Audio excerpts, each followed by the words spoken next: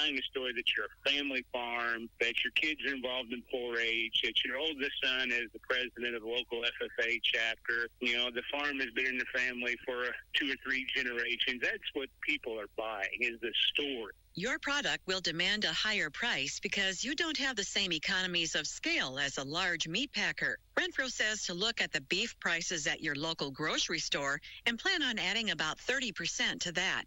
Customers like buying local and will pay premium for steaks, but usually not for ground beef and roast. One strategy is to sell meat bundles. A $50 bundle has so many steaks in it, so many roasts, and so many pounds of ground beef in there. That way, you're not stuck with 400 pounds of round roast and chuck roast, and I've got 600 pounds of ground beef, and nobody's willing to buy it at a premium. And so you do one of two things. You either sell it at a discount so you can get rid of it, or everybody's eating hamburgers and roast for dinner for the next few months. Learn more about direct marketing beef at livingthecountrylife.com. I'll see you in the country. Living the Country Life. Ideas and inspiration for your place in the country. You can find more information on today's topic, share your tips, and post photos by visiting us online at livingthecountrylife.com. Today's Daily Encouragement by William the Encourager, sponsored by Ted Russell Nissan, home of the lifetime warranty on Kingston Pike. Praise the Lord, brothers and sisters. It's Wednesday. It's the middle of the week already. I tell you, we ought to stop and thank God for another day's journey. Come on, let's pray. Father God, we thank you. Thank you, Lord God, for waking us up this morning, Lord, and it is another day's journey, Lord, and I don't know about anybody else, but I'm glad. I'm glad that you woke us up this morning. So, Lord, I pray blessings on my brothers and sisters that are listening, and, Lord, I pray that you would give them a word to understand and to know that they are greatly loved. It is in Jesus' precious name that we pray. Amen. Amen. This is William the Encourager just coming at you this morning saying, listen, we've been talking the last 2 days about, yes, your mind being a garden and to tender your mind, because some of those negative self-talk words can come in there. Let me share a few of those words that your mind might tell you. I'm dumb. I can't do anything right. Nobody likes me. You're not good enough. You'll never be able to do that. You're weird. Listen at those things. Those things are not from God, my brothers and sisters.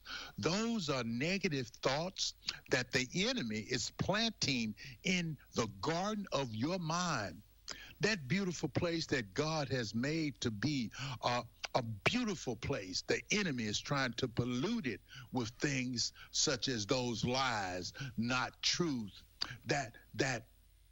That's not how God sees us. God doesn't see us like that.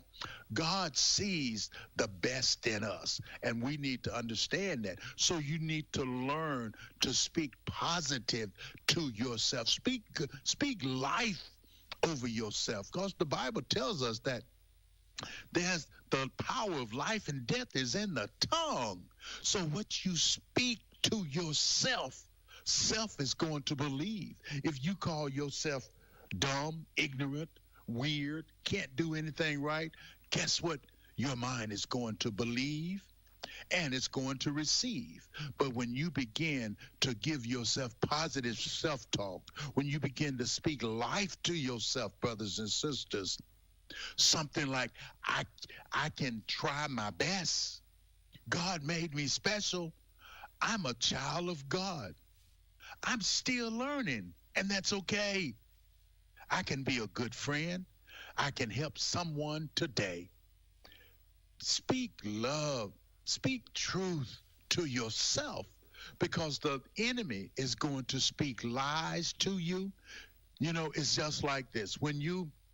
Here's a good analogy that you can understand. You know, this is about a toothpaste. The toothpaste analogy. Squeeze out a tube of toothpaste and ask yourself to put it back in. You're not going to put that toothpaste back into that tube.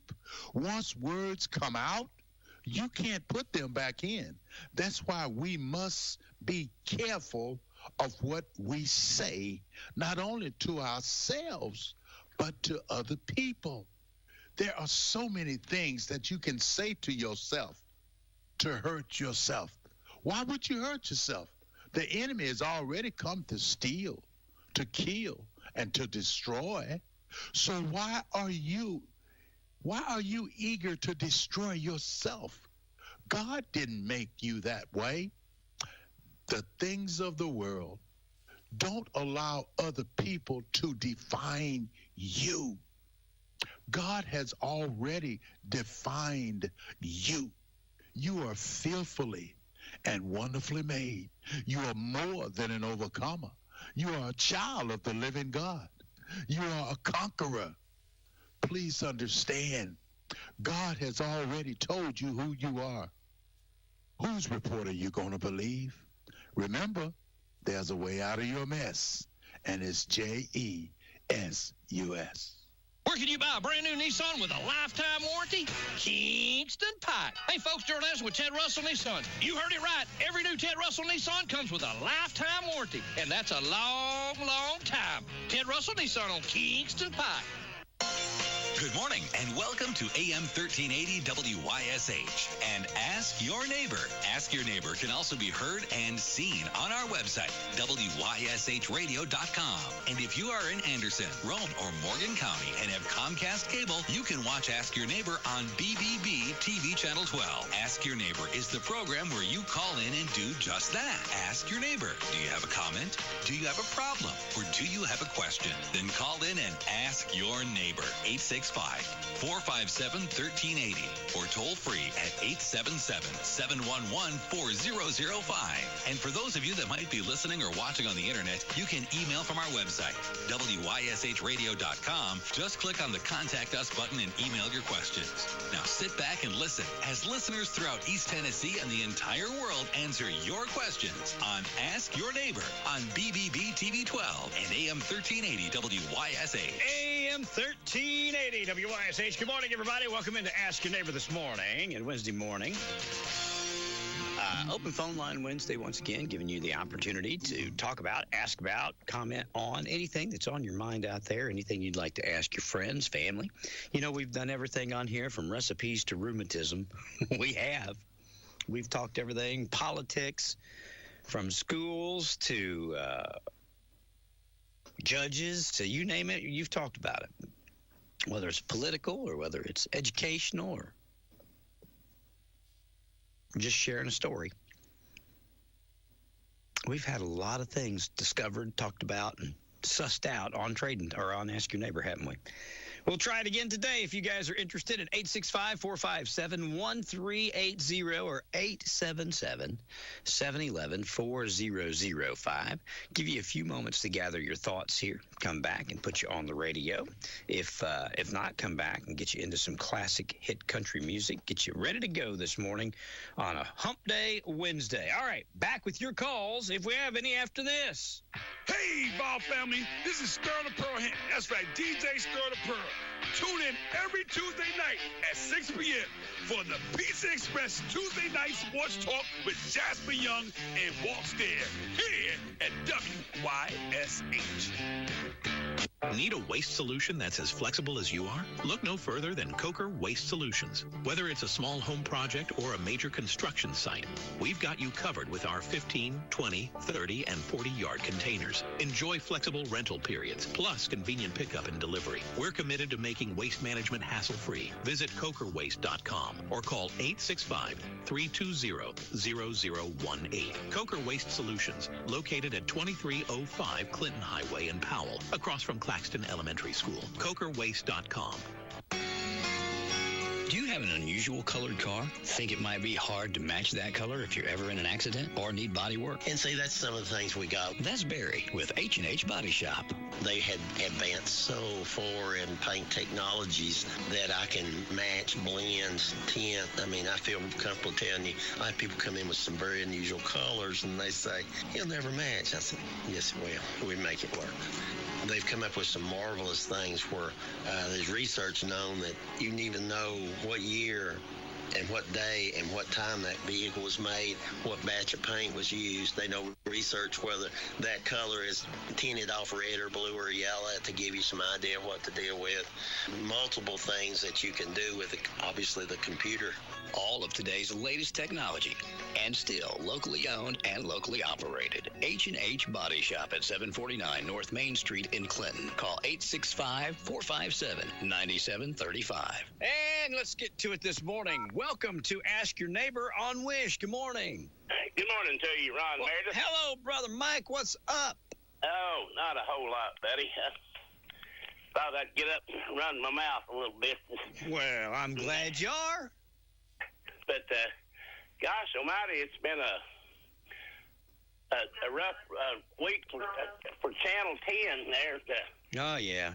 Ken Squall and Bill Williams both. Yeah, I know. That's terrible, isn't it? It's awful. It sure is there. And I guess what I can remember the most there is David has had both of them up there. Oh, yeah. As his guest before. We've had Ken on a couple times, and Bill was on. It hadn't been that long ago. Bill came back. Uh-huh.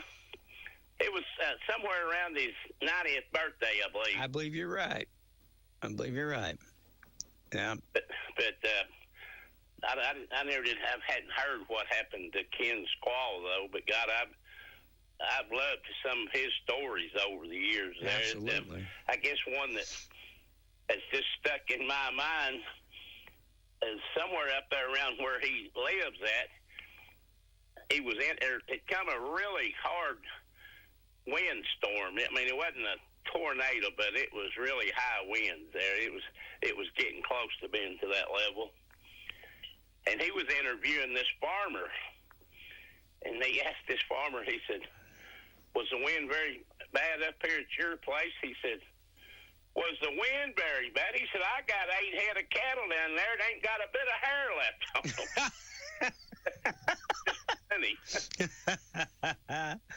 I love it. Oh, yeah. But, yeah, he, what was it, Swall's World? Yeah. I think it was something else before there. Swall's World is what I remember. Yeah, but, yeah, he was a very interesting guy there, very knowledgeable, and he got around, and, of course, they all loved Bill Williams over there for years. You know, he started that Monday's Child. Yeah. And taking stuff up to the rural Appalachians, to a lot of the underprivileged people and stuff there. He done a lot of good things. 2 icons. We lost 2 definite icons in broadcast television. No kidding there. Yeah, it's just it's been sad to listen to them because they've reported more on Bill Williams than they have the news for the last couple of days on Channel 10. But anyway, you know, life goes on. It's going maybe they'll be talking about us one day, but I doubt they'll go in that far in depth when it comes to me. They might with you, but I don't foresee it. I doubt that very seriously, my friend. But I tuned in last night for the Tuesday Sports Talk, and Jasper and Walt done a really good job there. Having known Alvin Taylor there for many years, since back in the day when I would walk. I lived out in Carroll Hollow at the time as just a little young teenager, but they used to have a program around town there during the summer that was called Youth Corps. And young kids would go to work either up around the pool or do some painting or picking up garbage around the football field. But the one year I done that, Alvin was my boss. Oh, wow. There you go. And on my way to walking to work, I got picked up several times a week there with another guy there was a couple of years older than me from Norwood, and it was David C. Fritz there, the best running back that ever come through Clinton. There you go. So I had some pretty cool. I called and talked to Jasper. He's always going a mile a minute. And oh, yeah.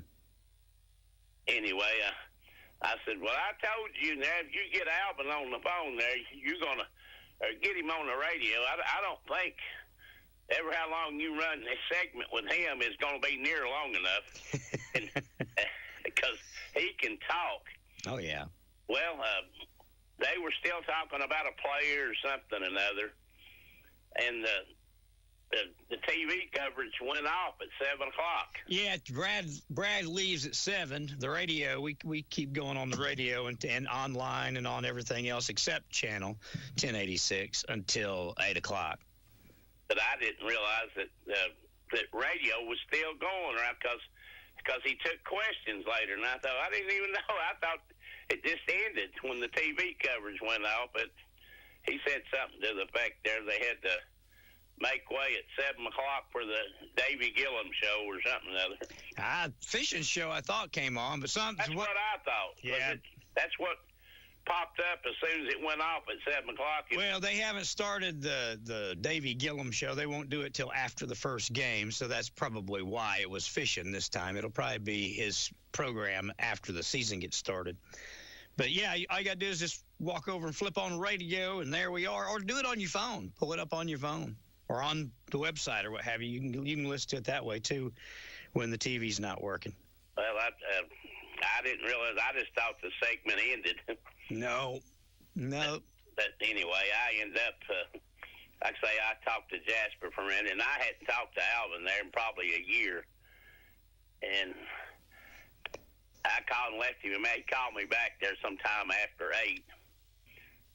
And Jasper tried to call me back a couple of times, but I was on the phone with Alvin, and we didn't get off the phone till after 10 o'clock. Oh, my. It was over 2 hours. Goodness gracious. But we talked high school sports from back in the days to Freddie Fagan and his son Casey and just everything in between, I believe. But he's a very interesting man to talk to. Yeah, he is. He's got a wealth of knowledge about Clinton. Maybe not as far back as Jerry Shattuck goes, but Jerry's a little older than Alvin, I think. Yeah, I think you're right. He is. I think Alvin told me he may have just turned 75.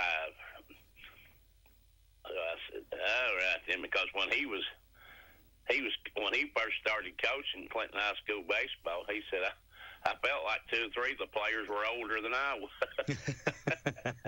as a 22-year-old. Of course, that's what Jake Dawson's not hardly that bad up against it. I think he just turned 25. Okay. He did.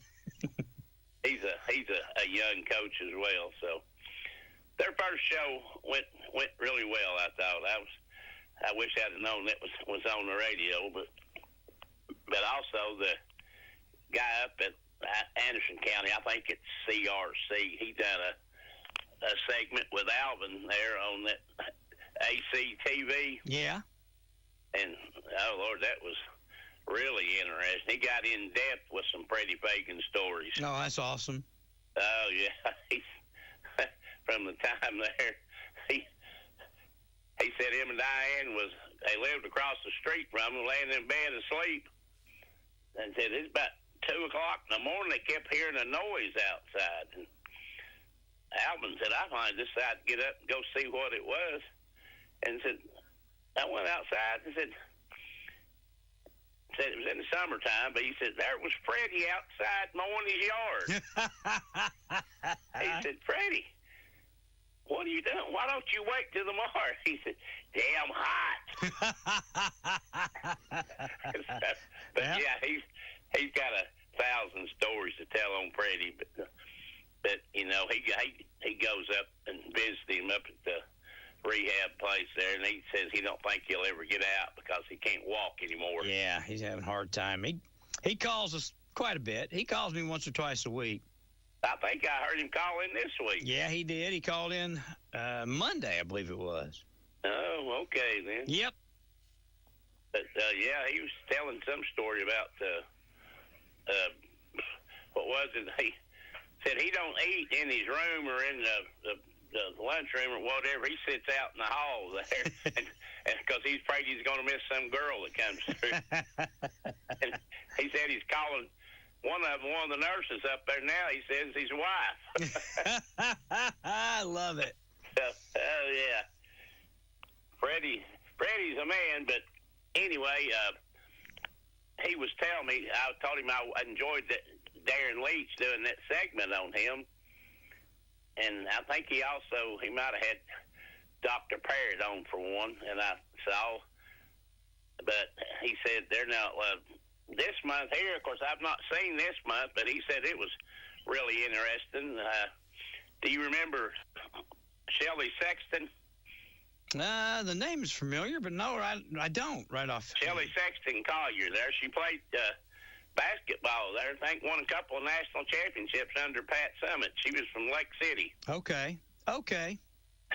Shelley Sexton Collier. Then she went on to coach at Webb High School or Webb School for a while, and then she went. She's at another school now, and I can't remember what it was. But anyway, he said it was real interesting, and I said, "Well, I just heard him said he was going to have another surprise guest up. I guess will be September's, and it's none other than Clinton's own Larry Severs." Oh, fantastic! I know they were trying to get Larry, so that's good. So they must have got him reeled in. I hope so. That's fantastic. The show, I listened to it. It seemed to work fine. It did good. People seemed to enjoy it. I've had a number of folks comment on it. Jasper's getting a lot of action, a lot of on the top 100 of Clinton on our website and on our Facebook. I've already filled out on the WYSH website. Yeah, a bunch of people have. I mean, it hadn't been up but just a few minutes, and people started voting, and I'm sure after last night it's got even more. So. Well, I don't think because some of the names I just didn't recognize there, and some that wasn't on there that I added on. But I'm going to ask Jasper in a little while about the box down there. Said if there's any other players there, you need to fill their names in, and I did there. But I couldn't tell if it wasn't letting me put no more than like 4 or 5 names in there because that box was small. I didn't know if it. When he goes to check it or look at it, it expands enough to where you can see the rest of it. Okay. But everything going all right up at the radio ranch? Everything is good at the ranch, as far as I know. Of course, I can't remember for sure, but I was thinking that the third Wednesday was Russell Barker. You know what? You're absolutely right. I completely forgot about it, and obviously Russell did too. Oh, okay. Then. Usually I always text him the day before and remind him, and I forgot to do that. I'm texting him right now. My goodness, I can't believe that I forgot it. Well, it's probably because he's not been able to come for the last 2 months, so this makes 3. No, he was here month before last, just last month. Well, I must have missed it then. I don't remember him being there. But he was. Like I say, sometimes I get in one of them comas where I'm sleeping. I don't come to till the afternoon because obviously, and I don't know if he was in studio or if it was over the phone there. You must have had an interview with Weston Hazelhurst. Weston was in the studio Friday. He was here for about 2 hours. Oh, that was this past Friday? Yep. Oh, okay, then. Well, I know I didn't know it till I heard Queener's Corner over the phone on Monday. I heard him mention it. Yep. Anyway, they've got things built up for this Saturday anyway there for kickoff to Clinton's high school season, and then of course Tennessee will follow them the following Saturday on the 30th. Yeah. Have you heard anything much out of the pride of the Southland? I have not. I talked to Trey a little bit, but mostly about getting groceries. That's what he needed, groceries. Oh, okay then. It's going to be exciting, though, either way. I'm excited for the football team. I'm excited for the band. I'm excited for Trey. It's going to be a great season over there. I know that they're excited on campus. I know that, and I think that's normal, but I know that they're expecting big things. It seems like folks over on campus seem to think that we're going to have one heck of a football team. I hope so. I kind of agreed with what David said there. I'm thinking either 9-3 or 8-4. I'll take 9-3, easy. Oh yeah, easy. No kidding. When you play that schedule, having graduated that many players, your quarterback, your top running back, there's a lot of holes to fill. But I think they're actually going to be pretty good on defense. But I believe they're lacking at wide receiver. Well, I'll tell you, if we're good at defense, that'll keep us in all the games, because if they can't score, then they can't beat us as long as we can get one in or kick a field goal. So yeah, there you go. If defense steps up, that'll be a good thing. Are you going to try to make any of the games this year? Oh yeah. I don't know exactly which ones yet. I don't know if I'm going to go to the home opener or not. We're trying to figure it out. But yeah. Well, you're talking about there's a lot of excitement around the stadium, around over there. Russell just told me we'll do it. We'll reschedule for next Wednesday. He said he forgot to. I'm going to write him down. I had it written down here, so I don't know how I forgot it, but I'm writing him down here for next Wednesday. So he'll be here next Wednesday. Oh, okay. Then fill us on the latest goings on around Anderson County. Do what? Yeah, we'll get him up here and talk about them. But anyway, talking about UT, you saying, all the excitement and stuff there, and all the buzz, it's always going around over there. True. So much so that they're going to jack the ticket prices up again. I saw that. It's the second year in a row. Or is it? That bothers me. Off there to no end. I mean, when somebody like me that's retired and the old cliche, living on a fixed income. Sure. I mean, I'm already, which that's kind of crazy. I probably need to figure something out. But between my landline, my phone line, and my internet service and cable TV, Comcast is yanking me over for $300 a month. I understand. I do. That's what I pay at home too. Same thing. So, but how you gonna afford to get out here and go pay how much they're going to be charging next year for a ticket? I was looking at tickets to the Georgia game this year, and obviously, I saw them all the way up to $7,000. I swear I did. That's just like I think the going price is about $1,500 each ticket, so that's still outrageous. That's totally outrageous there. I mean, to me, that's just like the NFL and the NBA. I wouldn't pay it for the – I didn't pay that for the NBA. When I took James David, we took him up there to go see the Hornets. We didn't pay that. I think we paid $60 for our tickets, and they were great seats. Oh, okay there. Yeah, but still, I wouldn't pay $1,500. I can't – I've never paid that, and I never will, not for nothing.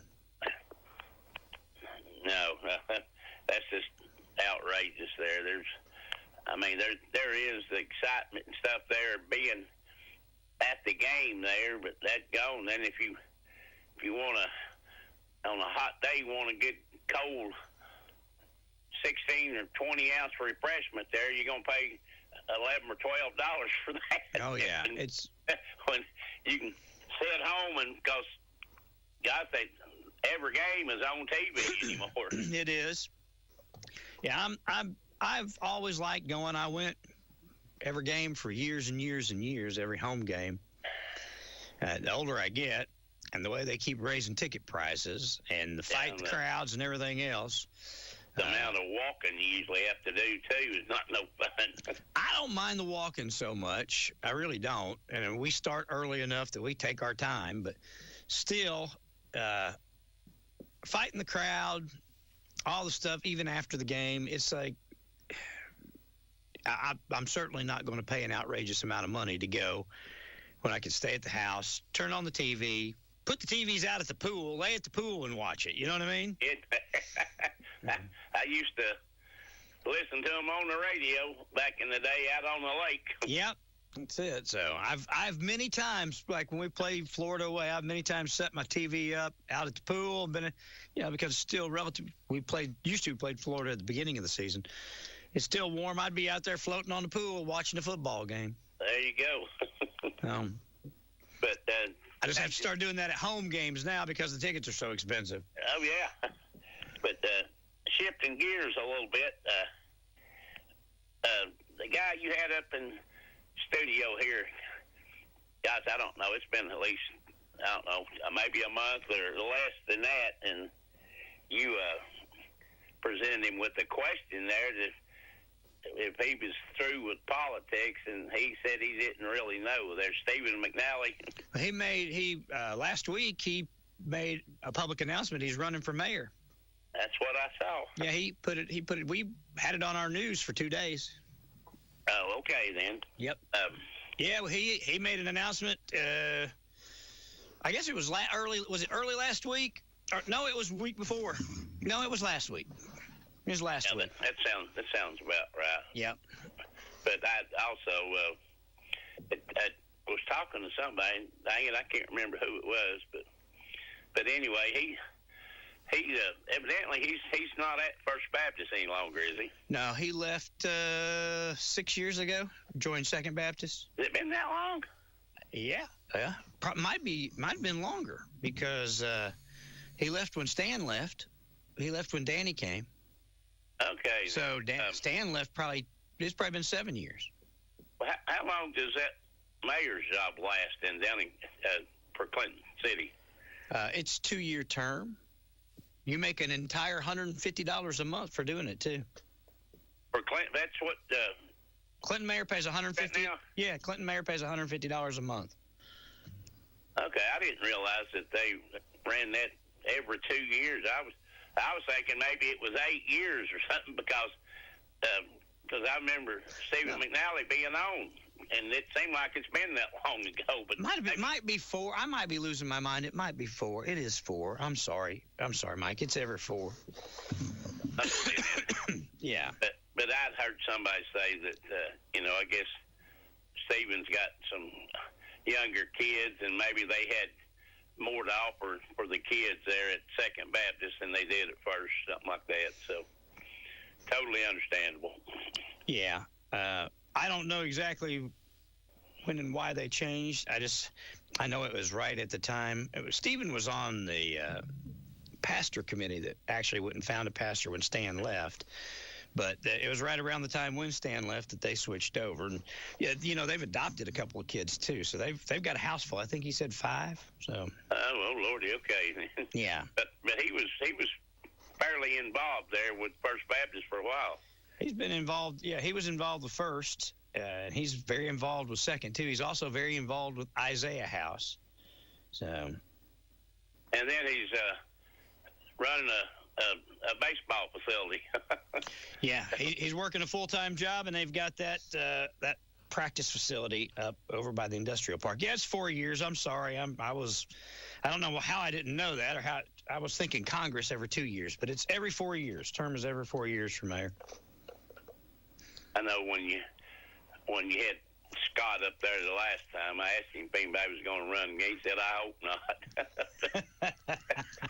So hopefully I'm sure he saved all of his signs there because he had them out everywhere. I know that's one good thing about when you run once or twice, you can accumulate the signs to use later. Oh, absolutely there. I've still got all my old signs in the garage. I keep saying, well, I've used some for other stuff, but I keep saying I'm going to throw them away, but they're still sitting there. It sounds like you may still have some political aspirations. I don't really have any political aspirations. I really don't.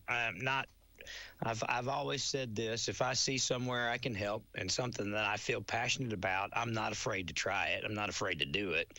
A lot of people, they don't want to get involved because they worry about, the gossip and the scuttlebutt and skeletons in the closet and all that. That's not me. If I decide that if I think it's something I want to do, I'm going to do it regardless, win, lose, or draw. But, I just say this. I'll tell you this. If you were to come to me and ask me today, if I were the county mayor or if I were the city mayor, what I'd do different, I don't know that I could find much. I don't know that I could say I would like to see this done better or see more stuff. If you were listening to me and David talk the other day, we were talking about, we got a pool for the kids, bowling alley being redone. We got a great community center. We got a pool. We got numerous things for kids that other communities don't have. I know people would like to see more, and that's fine. I'd like to see more, but look at Aspire Park. We've got that. That's not a city or county thing, but it's there. It's open. It's free. So, there's quite a bit to do there, but that going it just like to me. And I'm not complaining, but I just love the old JC pool. Yeah. Before then, this is I don't know. This is more like a kiddie pool to me. I haven't been up to it yet, so I don't know. But I know it's got what they call a what's it called? A endless entrance, or where you can just walk in like a beach. I know it's got that. They said that was one of the things they talked to moms about, that moms wanted so the kids could get in and out and not flop over the side and worry about it. So I know they've got that, but I've not been up and seen it. Have you? And the splash pads, and I don't know, it sounded like it. Have you been up to see it yet? Yeah. Okay. But I thought Roger's biggest selling point was, of course, everything getting in free. You can go in and have a hamburger, a bag of chips, and a drink for $5. And that worked. Did you have lunch while you were there? No, but I started to. I just wanted to go up and take a look at it. Well, I've not been up to look at it yet. I meant to go up when they had the opening. I don't even remember why I didn't, or you know what, I might not have known about it, or they might have told me and I forgot about it. Just to tell you the truth, I forget so many things. If I don't put it in my phone or put it in my planner or tell somebody to remind me, I forget it. I hear you, buddy. I hear you. So is David coming up tomorrow? Yeah, as far as I know, he was here last week, so nothing's happened between last week and this week. He'll be here. I think Sammy's coming tomorrow too. Oh, okay then. Well, I'm sure, and I'm sure they will. They'll bring up Bill Williams and Ken Swall both. Oh yeah, absolutely. Because I know Sammy and David both were good friends with both those guys. Yeah. I'm sure they both will have stories to tell. Absolutely, there. But I'll be tuned in and listening. But I was just listening to some of the stories and stuff there that Bill told there, and I just know that he had a son that died kind of early. Oh yeah, in his 30s. But he told the story, and I didn't even realize what it was. I thought maybe but he died from AIDS. Yeah. Yep. He did. And he sort of become an advocate. Bill did for treatment, that community there. For the treatment of it. And yeah, I mean, Bill Williams did a lot of good things on this earth. The earth's a better place for it, having him in it. Absolutely. He's just one of those people. He was given a platform, and instead of using it for self growth, I mean, he took the platform that he had and he used it and helped a whole lot of people. And I didn't realize the depth of his talent, Ron. Did you know? Oh yeah, I knew he could. Well, I knew he could play the piano. I didn't realize all the other stuff, but I knew he could play the piano well. Well, he sort of started teaching Bob Kessling's son how to play the trumpet. That's that, and he was. I think Bill was taking guitar lessons. Yeah. So I thought, guys, that guy there, they showed a picture there. Lord, I don't know what year that was, but it was one of them old big computers. I don't know if the internet service was that dial-up stuff at that time or not. It's one of them, it wasn't these flat screen computers like we got now. Yeah. It was one of the old big ones that looked like the old TV. Exactly. And he was sitting in front of it just typing up a storm. Yep.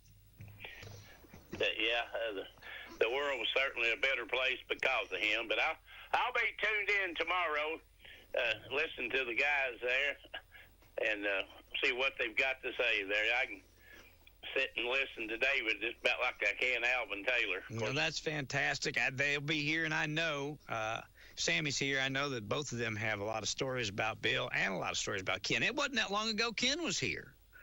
I know. I can remember there. He was a character. He did a number of stories on the radio station. He was always extremely supportive. He probably did at least 4 features on us that I can remember. Something would happen in country music, and he always would give us an opportunity to, if he was going to do something about it, he always gave us an opportunity to be part of it. And then when we launched Merle, he came out and did a story on us, and he kind of focused it on the records, on vinyl, you know. He kind of did it from that perspective, but what he really did was give us a big plug when we started Merle back in 2006. He, like I said, he kind of framed it in. He was doing a record on all this doing a show on all this old vinyl, but then he turned it around and said, and you can hear this playing on this new radio station, Merle. He did a bang-up story for us a long time ago. He was always very kind to us. So was Bill, for that matter. So Channel 10's always been really good for us to work with. I mean, I've been working with them. I've been simulcasting their news since 1990, since Jim Swinehart was there as the general manager. I mean, I've worked with them a long time. But you was probably involved with them there back in Margie Ison's days. I don't remember when Margie left Channel 10. I obviously remember Margie, but I've never done it. We've never worked with her, but if she was at Channel 10 when we were doing our deal with them, I just don't remember.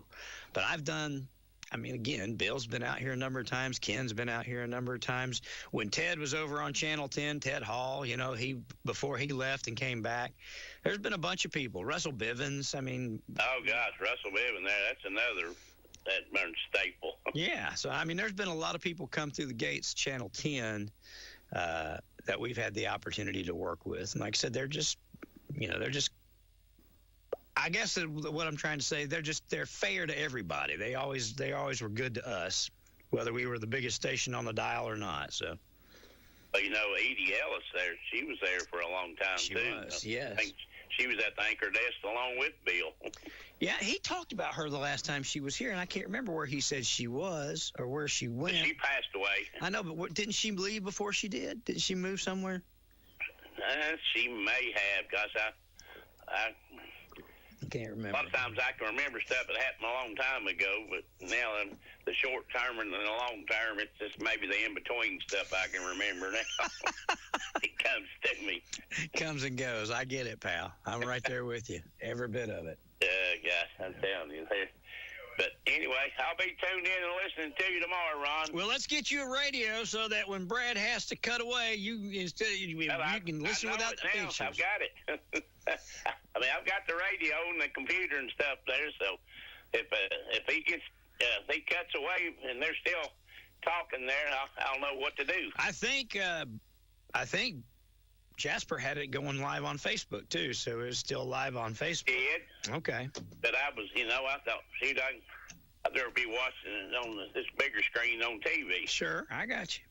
I think they might have started out with a couple of glitches there with their primary sponsor, Pizza Express, and I don't know. Then I think they were supposed to be doing a commercial with them, and then somehow Sterl the Pearl come in instead there. But I think time the evening was over with, they had it worked out. That one girl that does Ask Your Neighbor, I think she handles part of it too for them.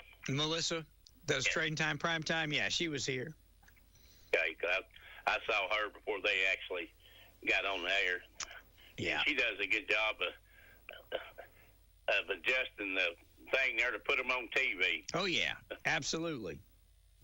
So yes, she does a good job. But anyway, I'll be tuned in and listening to you guys tomorrow, Ron. Enjoy the rest of your day, buddy. Thank you. I appreciate you, Mike. All righty. See you, brother. See you. Bye-bye. Bye. Good morning and welcome to Ask Your Neighbor on WYSH. Hey, Ron, how you doing this morning? Fantastic, Wimp. How are you? I'm good, buddy. I was listening to my call in. It brought back a lot of memories. I was wanting to talk about Jasper's top 25 players. Okay. For Clinton. I was thinking about this morning. I remember back in the 70s, I worked with a couple of guys. They were brothers, and they were McCormick boys. They lived in South Clinton. Okay. And they played on the line, and they when Oak Ridge was beat the first time. And you start talking about the top 25, most people are going to look at their era. True. And try to, that's when people play that they remember. But if you look back on the years, it's amazing the players that played for Clinton. Tim Beatty's dad, he played in the 40s, and he quit school in his senior year to go into the Navy. And he was one heck of a ball player. He was boxing in the Navy. Wow. And he actually finished second in the whole Navy division. Oh, wow. And he wasn't a big man either, but they had leather helmets back when they played football and stuff. So you've got to put somebody like that in the top 25. And, we didn't know him. Yeah. But you knew what he did. Sure. Stuff like that. And the McCormick boys, like I say, man, they were linemen and they were tough. I know he left a space on there that people could write in, people that had been forgotten that weren't already on the list, if you've already went to vote. Yeah, I'm gonna fill mine out here just as soon as I can. But I just wanted people to think back. Terry Moore, what a running back he was, and Fritz, golly bum, you just think back. Russell Williams, he was a lineman. He signed for UT when Larry Severs did. Oh. And he was an awesome ball player, too. So I hope people will think back and ask around about who they thought might be in the top 25. But sure. But I just wanted to mention that because, man, there's some great players that have come through Clinton that, that probably never be mentioned. And I just wanted people to try to think and get back because that's a great thing Jasper doing. He and I talked. Now, he said, what about 100? And I said, oh, no, you can't do 100. People won't do that. But I started thinking and talking to people. I swear I believe we could get 100 of the top 100 players that played. But we're looking at the top 25, and it's going to be tough.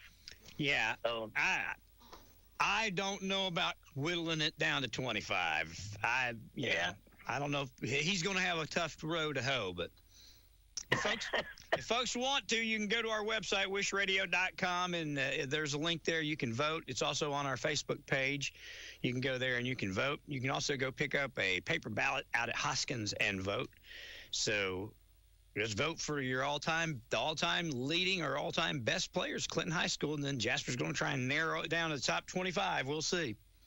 Yeah, I don't know how he's going to do it, Probably by the number of votes probably by the number of votes each person gets. That's the only way I can figure. And if you look on the fence down there at the ball field, there's about 12 or 15 that made All-State.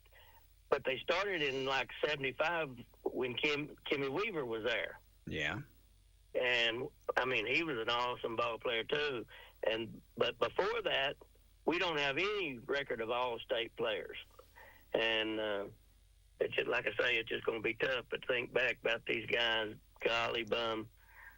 I mean, they really were a lot of good players in Clinton. Well, hopefully folks will go and participate and vote, and we can acknowledge all of them. You know what I mean? Get all of them out there that we can. And if there's somebody that's not on the list, like I said, he's left some spaces where you can add people that they might have forgotten. Yeah. Did you know Larry Severs never made All-State? No, I didn't know that. He did not make All-State, and then he went over to UT and made All-American. That's crazy. Yeah. Do you remember when Larry did football? Larry did football for 2 years with us with Jim Hollingsworth. Yeah, I remember that. Yeah. It did a good job. Yeah. Larry did it for 1 year, and Charles McRae did it for 1 year. Yep, and Charles McRae, there's another one, that went and did big time. He went to the pros, and he went in the first round. He was drafted in the first round to the pros. Yeah, yep. And now he's living, I don't know if he's back in Norris or where he lives right now. It may be another state. But anyway, he was a good ball player. I think they were over in Knoxville. Oh, yeah. Well, that's good. If you remember he was at our Christmas party. Do you remember that? Yeah, I sure do. He and his wife Jennifer had twins about the same time that I did. And I knew them through a friend, and we got to be friends with them because of the twins. So, but I haven't talked to him in years. Me neither. I saw him down in Oak Ridge at the restaurant there on the river. Calhoun's. The name of it. Yep, I saw him down there not too long ago. Hey, I remember when he come out of the pros, I saw him somewhere, and I went to shake his hand. I had to reach my hand up about my head to shake his hand. He's so big, and he's pleasant to talk to, but, I just want people to think about these ball players, and, you talk about Hazelhurst and John Miller and all these guys, awesome ball players, and I know they're going to make the top 25, because sure. we've kept them, talk about them all the time. But and Weston was up there the other day. Can you believe the program that he's got now? That's fantastic. And we've needed that. We've needed that for 100 years in Clinton. Well, I'm glad that he's doing it. Yep, and he's doing a fantastic job. So, but anyway, I just want to remind people about the top 25.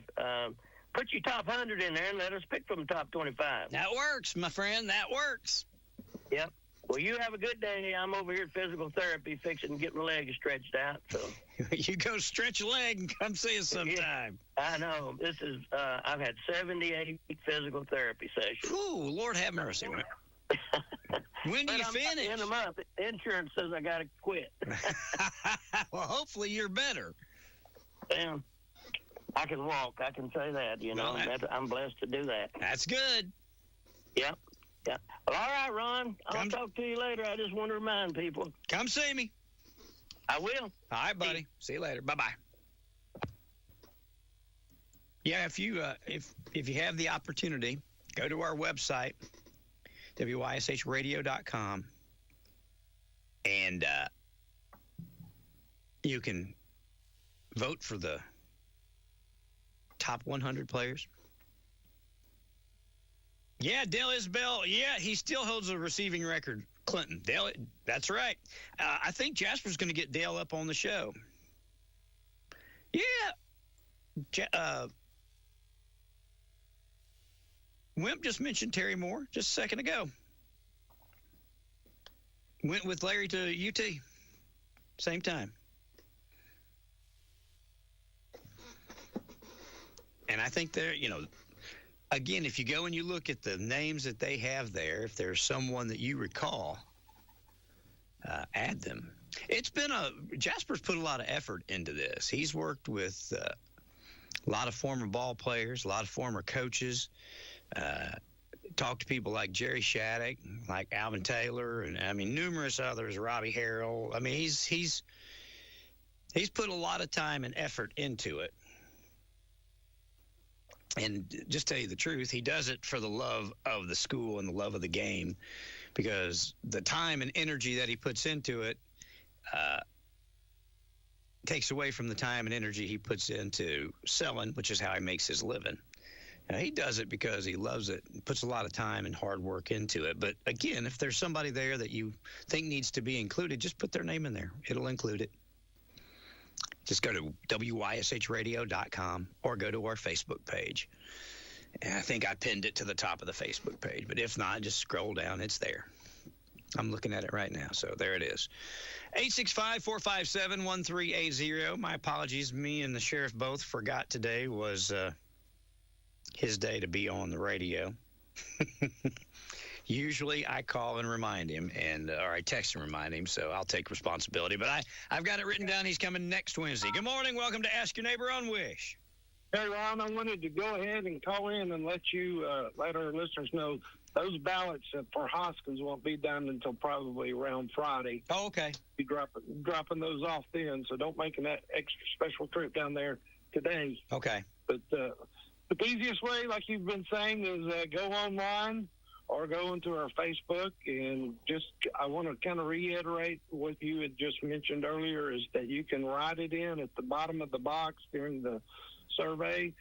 We've got so many Dragon players that we can't list them all. It's nothing personally because I've already got it from the critics. Well, you've not listed that person and that person, so you have the liberty to go in on that survey and enter the name of the person that you think should be your pick. So, yeah. But I just want to say thank you to Alvin Taylor last night. Man, he brought up a lot of great memories, a lot of great players. And it was an honor to be around listening to him, because we got some great historians just like Jerry Shattuck and Alvin, Sleepy John Williams, even E.T. Stamey. Sure. So we've had a lot of great contributors with people adding the history lessons for our Dragons, but. Again, I want to invite everybody next Tuesday night, if they didn't catch this past Tuesday, that Jerry Shattuck will be on next Tuesday night. Oh, wow. That's sure to be fun. Yes. All right, buddy. Well, good job. I listened to it. Sounded great. Yeah, and Max Bertram, he's a Clinton grad. He's helping us with this survey. He's helping manage it. And he just said that they batted 123 names. So we're getting a lot of traffic and a lot of people that's participating in this, and that's a great thing. So we appreciate it. I want to encourage you to tell a friend to go online and check us out. Sounds good, pal. Thank you. All right, thank you. See you, buddy. WYSH, welcome to Ask Your Neighbor. Hey, Ron, it's me again, brother. I just wanted to kind of elaborate on a little about what Wimp was talking about. Okay. High school football, as well as college football, is not like it used to be nowadays. True. Back in the early 70s, when Larry was playing, and that Martin, I mean, it was ground and pound back then. Yeah. We had those Terry Moore and David Pritz in the backfield, and they just didn't throw the ball very much there. True. Me and Alvin was talking last night, and I don't know if Isabel said that he holds the receiving record there. I don't know. I bet that, but me and Alvin talked. I bet he didn't catch. I'm sure it was less than 20 passes his whole senior year, because they ran the ball all the time. Yeah. And, they finally, high school and college as well, they transitioned into throwing the ball, because back in the days when Oklahoma and Nebraska and them guys were winning the national championship, running that wishbone offense, if they got behind, they didn't have any way to catch up. Yep. They couldn't throw the ball. Yep. But ever since that West Coast offense got introduced, everybody, it's I don't know. I like the old style ground and pound a little bit back in the day, but I think throwing the ball quite a bit there is a little bit more exciting, just to be honest. But anyway, that was Larry didn't make All-State. It wasn't because of the talent. They just didn't throw the ball. That's it. You're exactly right. But anyway, I just wanted to put that 2 cents worth in, buddy. Thank you, Mike. All right. See you, buddy. All right. See you, buddy. Bye-bye. WYSH, good morning, and welcome to Ask Your Neighbor on WYSH. What's now, Mr. Meredith? What's up, David Queener? Good morning, sir. Well, I've listened to Mike talk there, and, I don't know if we can get him out of bed or not early enough. We might have to have him on Queener's Corner. Well, you ought to do that. Yeah, if we could drag him up there, I mean, we might have to drag his bed up there, but... I believe he'd make an exception. We put him to bed early the night before. He'd be all right. Put him to bed early the night before. We'll have Mike O'Queener's Corner. I'd be interested to have him up there. We'll let him, let him speak just a little bit. Well, you know what? It makes the show easy because you just turn the mic on and let him go. Just let him go. I just lean back. We can just lean back in the chair and let him, do it for about 20 minutes. That'll work. So we might have Mike on later on. We might try to get a hold of him and get him on there. All right. I don't know if he'd have anything to say or not, but the rest of that. I believe he'd figure something out. You think he'd have some things come out? Yeah, he'd figure something out. To say. Well, I'm just sitting here thinking as people call in and start rattling names off of football player. I mean, Jason Weber, one of the toughest running backs that ever come through Clinton, as far as I'm concerned. Just a tough young man, run the ball hard for Clinton, and go back to my era just a little bit. Mark McConkey played, tragically got killed early on in his life. Back in the day. So somebody else that was really a good football player. And then I think you have to look at all the brother and family combinations that's played at Clinton, like all the Scarborough boys. Yeah. That's played, all the Wallace boys that's played, all the Shaddocks that have played. Yeah. And I'm sure there's more and more and more that have played. Clinton's had a thrivy of whether it's linemen or running backs or receivers and some really good quarterbacks. Man, it'll be I don't think you can narrow it down to 25. I don't either. But I'm sure Jasper will, but I don't think you can narrow it down. But I will bet you that nobody's 25 will be the same as what Jasper picks. You're probably right. I just think everybody's going to think, Scotty Whitt was the best running back. And you probably could say he was. But I'm going to argue with you just a little bit and say, run John Miller. Yeah. John Miller might have been the best running back. It's different eras at different times when those young men came along and played. I'm a little bit more partial to John. I was around a little bit more with John, and I really liked watching John play. Yeah. I'll never forget pulling into Oak Ridge and getting out in the parking lot. And there was a big electronic sign that said, "Run, John, run." Going on. So, back in the day when, but you can just think of it. There's been, all just different types of, and you look at all the Whits that have played. There's been tons of people played. Well, you probably could do the top 100 pretty good, but man, it'll be tough to do 25. If I was him, I would just post the results, whatever the results are. And if there's 25 or if there's 2,500 names on it, I just post the results of who got the most, everybody that got votes. If I was him, I think I'd just post it as is. I don't think I'd narrow it down. I'd let it be whatever the general public picks it to be. Yeah, and then also you want to think about it. Their quarterback, Jimmy Hodge, another outstanding player. Mike Harmony, another Clinton guy that played quarterback back in the day, goes back a little ways. Jimmy Brummett that played back in the day under Honey, another a lineman there that played that was a tough person. You could think the Danielses that played. Man, I can think of a lot of. And I'm sure after I sit here and hang the phone up, there'll be 15 more come to me. Those have just came to me in just the last little bit just sitting here. Sure. So it'll be tough to pick 25. It really will be. Well, I don't envy him. That's why I said if I were him, I'd just take and publish whatever votes you all cast and how you cast them and let the public decide who the top ones are. Is there a deadline? Is there a cutoff date on this? That's a good question, David. I don't know. Jasper, is there a deadline? I'll get him to text me or call me. I don't know. I didn't know if there was or not. I've got to get on there and try to do it. So I don't envy the task. So trying to get on there to do it because it'll be interesting. I'm looking forward to seeing what the final results are. Me too. To be honest with you, I think it'll be interesting. So there's a lot of activity on. There's a lot of people getting involved, so that's good. We're going to have a lot of people casting votes and giving opinions. So. Well, there's a lot of people that care about Clinton football. Yes. Clinton football is, Clinton's a small town, but it's Clinton's big in football, and it'd sort of be nice to see us get the Clinton, Clinton football back revived again, and let's get back on the winning tracks here. And it'd be football carries a lot of weight in Clinton. Amen.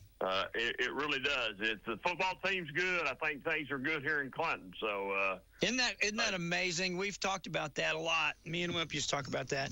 When the team's winning, everybody's happy. You can sell advertising better. You can sell everything better because everybody's in a good mood when we're winning. When we're not winning, it's not near as easy. Yeah, it's not, and it's just. Life just seems like it's better if the football team is doing good. I agree. Like I've always said, Clinton ain't got to bust out the gates to go win a state championship every year, and they might not ever win one as far as I know, or in my lifetime anyway. But I think 8-2, 7-3, going to the playoffs, that just keeps the fan base excited, and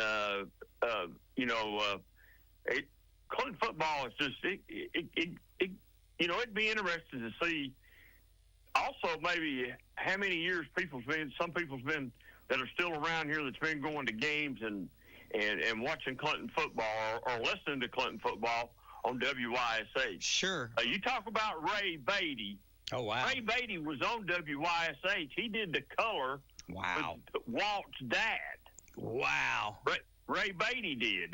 That Wimp was talking about earlier. Yeah. He was a color guy on WYSH with Jim Stair. Wow. Or not Jim Stair, but Charlie Phillips. Charlie Phillips. There you go. Get it out of here in a minute. There you go, yeah. I confused myself. I knew where he was going. Yeah, so, that goes way back. You just talk about ex-Dragons that have come up to do radio or to do color on WYSH and how far WYSH goes back to doing high school football here in Clinton. We go back to the 60s, 1960. I think they started their first year, maybe their second year in business, but they've been doing it, covering it since they've been here. I mean, it started before me. Yeah. It's WYSH has been a staple at the football field, just like the football team's been a staple there. So. But football's big in Clinton. Football's big everywhere now. It's become a big money making thing. I'm optimistic. I don't know why. I'm optimistic for our Clinton team, and I was talking to Trey, and I guess obviously they're going to be excited over on campus, but everybody, they're all excited. They think it's going to be a really good team. They people are talking over there. Going maybe undefeated, maybe getting into certainly playing for the East. I mean, there's a lot of big expectation on campus. Well, let me tell you, here's why I don't think that'll happen. I don't mean to bust anybody's bubble over there on campus, but here's why I don't think that'll happen. Not unless they've got something that we don't know about. New quarterback, no depth. Yeah. And I say no depth, I mean no depth at wide receiver. That's where we're no experience at wide receiver, okay? An offensive line that's going to be fairly new this year. A new center for the first time in 2 or 3 years. There is multitude running back. We lost one of the best running backs we've had in a while. Sure. Went on to the NFL. So if you look offensively, it looks bleak. Now, could that all happen? Yeah, I'm sure it could. I just think there's some teams in front of Tennessee that's gonna be a big hurdle for them to jump. Defensively, we seem to have a little bit of depth, especially on the defensive line, not as much on the back end. But so we'll see. So I'm living around 8-4, 9-3, and I'm like you. I can live with 9-3 or 8. I don't like the sound of 8-4, 9-3 sounds better. But yep. I can live with 9-3 if that's what it comes out. Day in and day out. You know what I mean? If we're just competing for the East, Because you just can't in this league. You're never there's not going to be another domination. I don't think like Alabama had a run like that. I think these there's going to be too much competition in the Southeastern Conference for that to happen again. I don't think it's going to happen for Georgia, Florida, Alabama, or us. So all of us are probably going to have to get used to being on and off again at 9-3 or 8-4. And that's going to be good seasons just because of the competition. Yeah, and I don't know any other way to say this, but you can buy a football team now. If you got the NIL money, you can buy a football team. I was trying to think. There is a university that has done that this year, and I have went blank on who it is. It might be Texas Tech. That's went out. I can't just bought the whole team. They've got a big donor out there that's put forward a lot of money, and I might be wrong when I say it's Texas Tech. I cannot remember. He put a lot of money in. Put a lot of money in the program, trying to get the program turned around. And if you got somebody that's got cash to throw it away, you don't have to worry about getting a starting quarterback from Appalachian State till you go get one that's been someplace else. So we'll see. I think that that's our biggest thing. But I didn't think we had a quarterback coming back anyway with who we had before he left. True. And decided to go to UCLA. I thought we was lacking in quarterback anyway. I didn't think he was that good anyway. I was just looking while you was talking. They given the offensive tackle a $5.1 million deal up at Texas Tech. They got they're giving out money all over the place. They got a basketball star they got a $4 million NIL package with. They've got a bunch of the Matador Club has recruited a bunch of linemen that they're giving $25,000 to each lineman to all 100 members. Oh, hey, let me back up.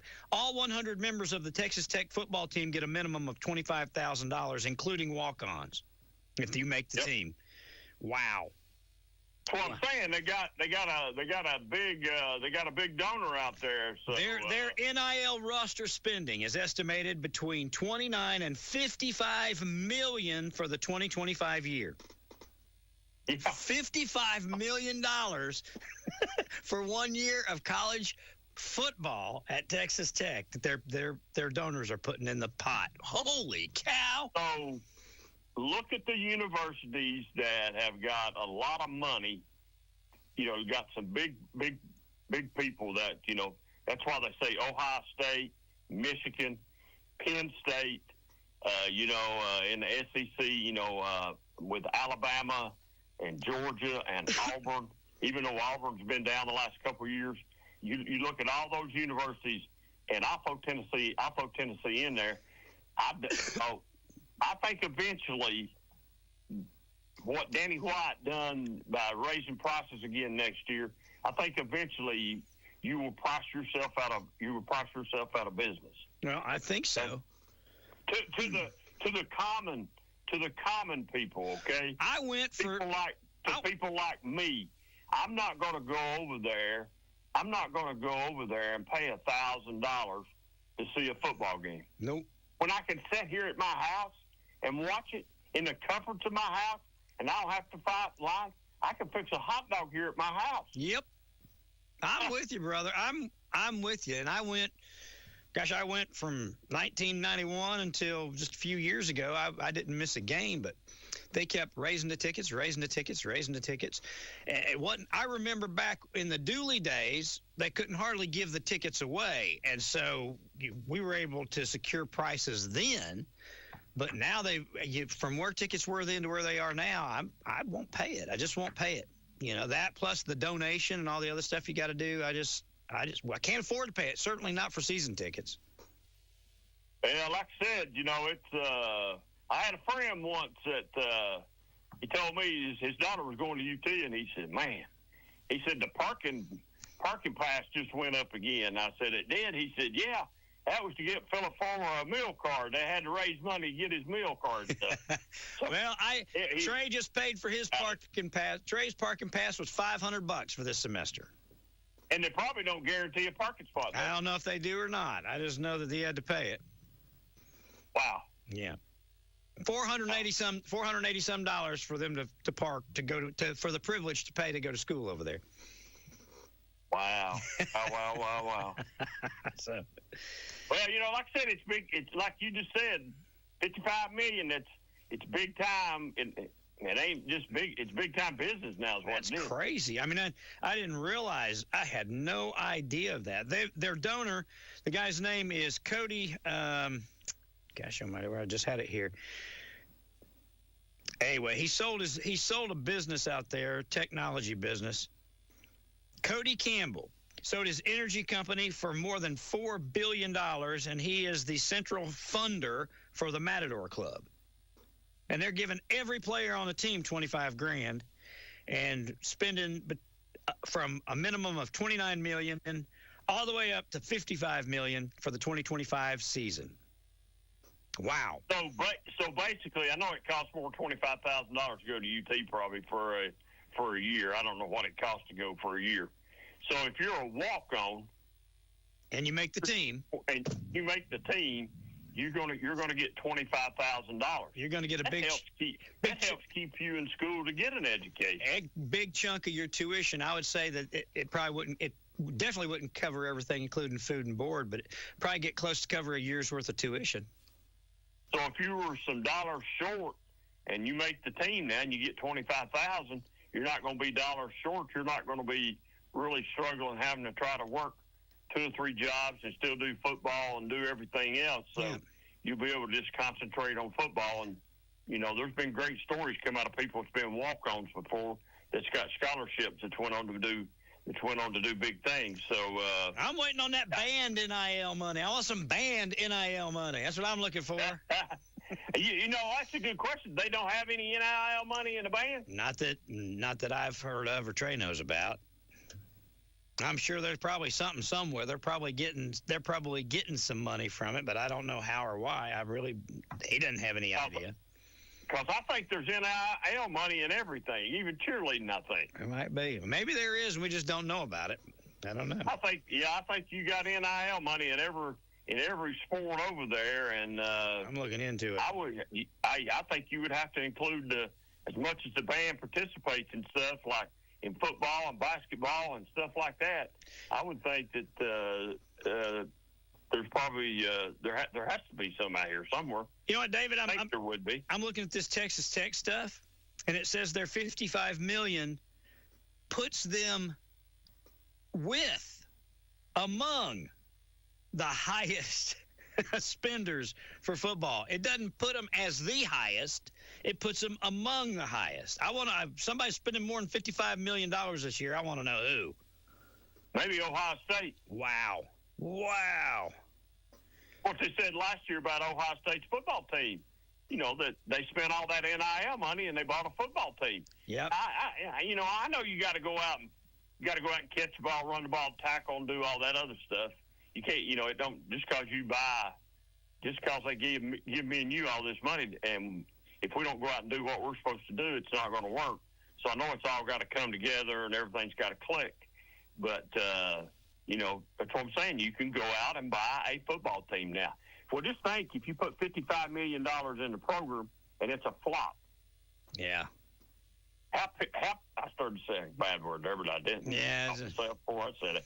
How mad are you going to be after you spent $55 million and you went 6-6? Jeez Louise. Wow. You think you're going to be mad? No, you're going to be super mad. You're going to be mad. And what happens if that one guy that's putting all this money in it, if you have a losing season, he walks away, then you're crushed. That's what I'm saying. Yeah, then you're crushed. I mean, that's I don't know. Yeah, they've got Ohio State spending $35 to $40 million, Texas Tech $35 to $40 million, Oregon spending $30+ million, Miami Miami spending more than $25 million, LSU spending more than $20 million, Georgia spending $18.3 million this year, A&M $17.2 million. Jeez Louise. Yeah, it's big time. Archie Manning's Arch is getting $6.8 million. Arch that went to Texas, he's getting $6.8 million. Yeah, I mean, so that's what I heard John Calipari do a talking about one of his basketball teams that he had a bunch of 18 and 19-year-olds playing. And he had a really young basketball team. He said, at that time, I had the youngest basketball team in the SEC. And we were playing against players that were 26 years old. Wow. And he said, I'm thinking to myself, what's a 26-year-older still doing in college? He said, I'll tell you what they're still doing in college, making $4 or $5 million a year to play basketball. Absolutely. So they're hanging around. They're getting all the eligibility they can get.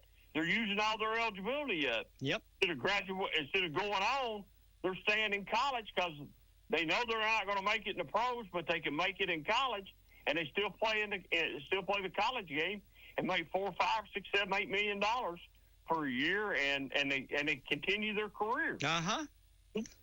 So that's what's happening. Tennessee is listed in some polls as the fifth biggest spender. And so they're in the top 10 in all the polls. I'm trying to see how much we've spent for the 2025 season, just to see where we shake out. With Georgia spending 18 point some million. Let's see here what Tennessee's spending. That's going to be interesting to see. But yeah, they've got us as number 5, which means that we're spending, 18 or $20 million. Jeez Louise. Yeah, it's. Well, I think what they got to do too, they got to. Nope, we're spending $11.6 million this year. How much? $11.6 million. Well, if you're spending $35 million, $11 million is not a lot of money. Yeah, I'm looking down here now. Here's another estimate. It says it's $20 million, $20.5 million, $22 million. Anyway, it's between 11 and 22 million. Jeez. So I think what we've got to do, and I don't know who this we is, all right? So Let me rephrase this here.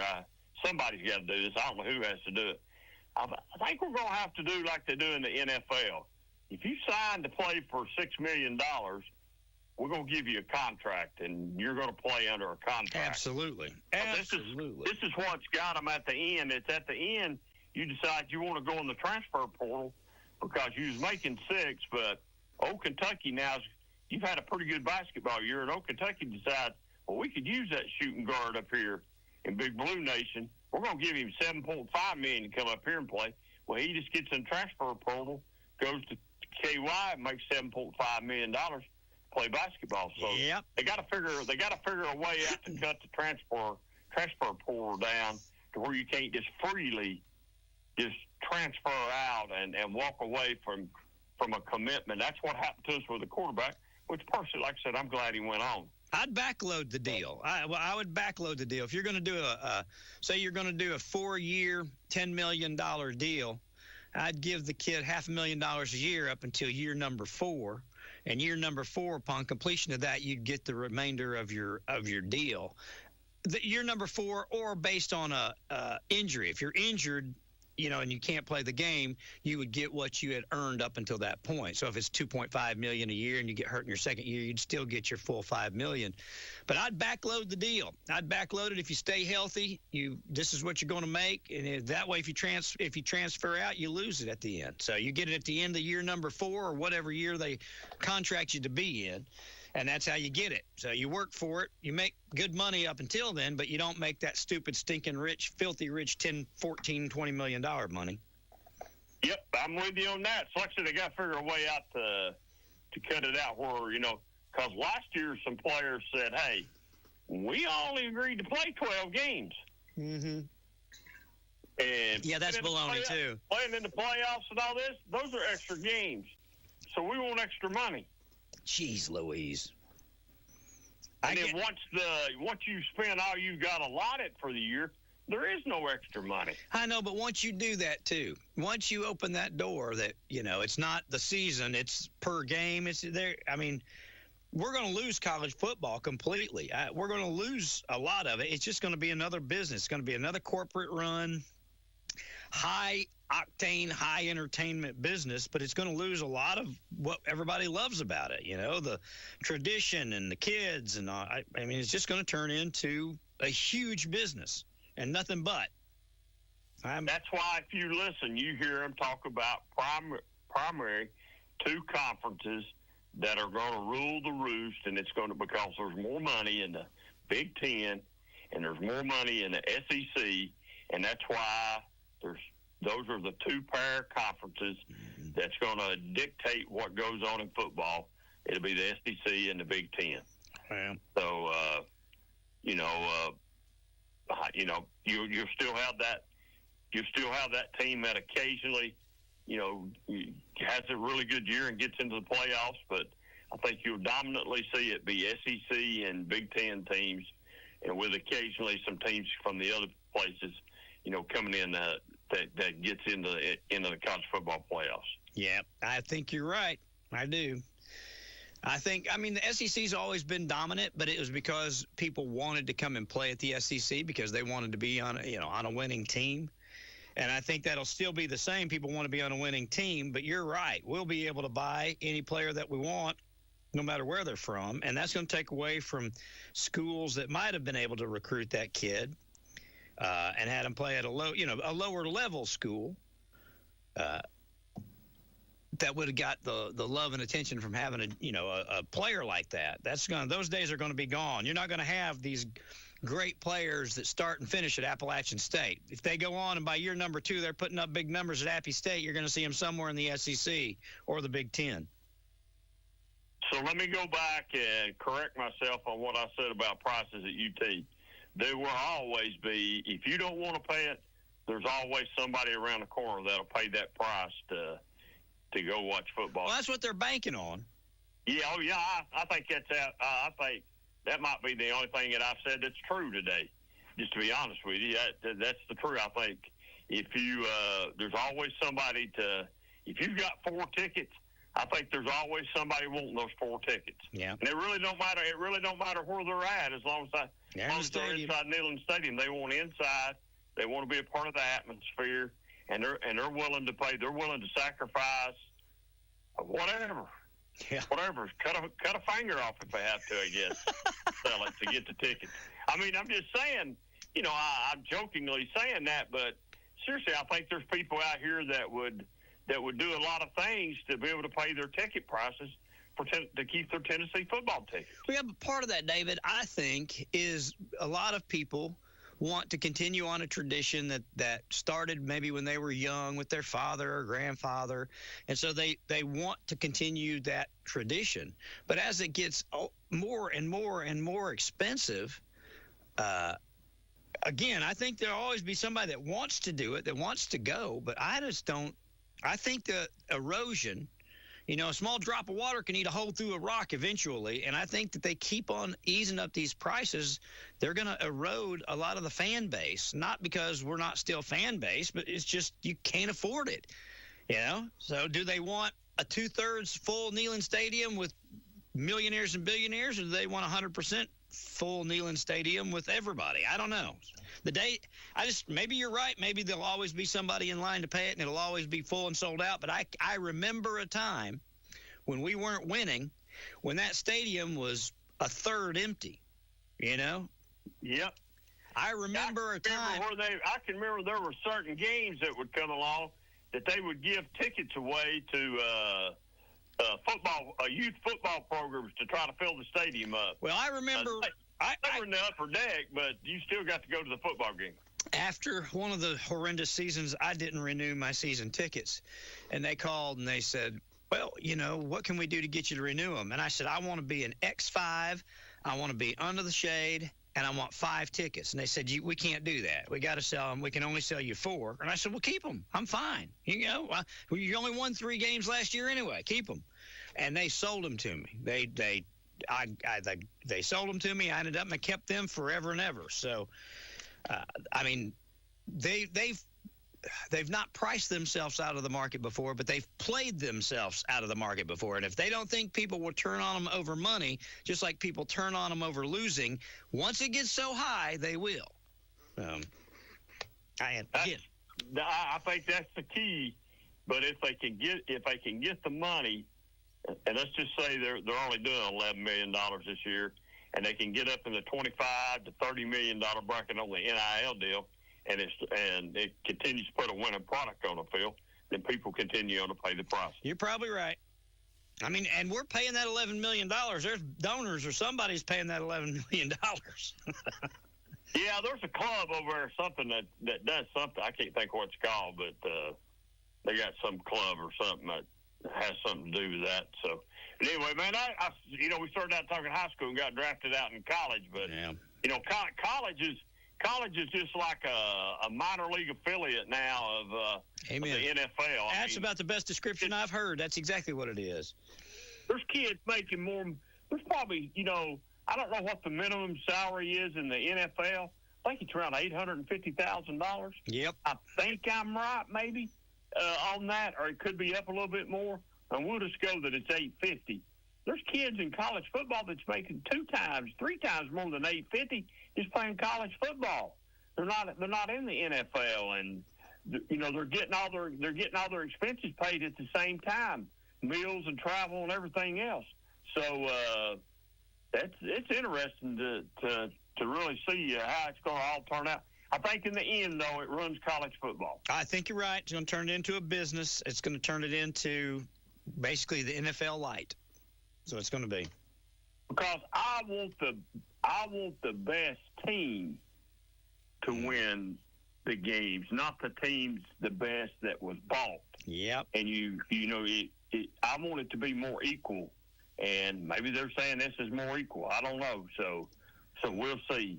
I think it's more exciting to beat Alabama with kids you've recruited and kids that are homegrown kids here out of Tennessee and that have come through, and you beat Alabama. I think that wins more. It's more rewarding to me than it is if we went out and bought a team and went and beat Alabama. And I'm going to be happy that we beat Alabama, but I like the one where you have to recruit and develop and do all that stuff. And nowadays, I don't know that you got to do that. Yeah, I agree completely.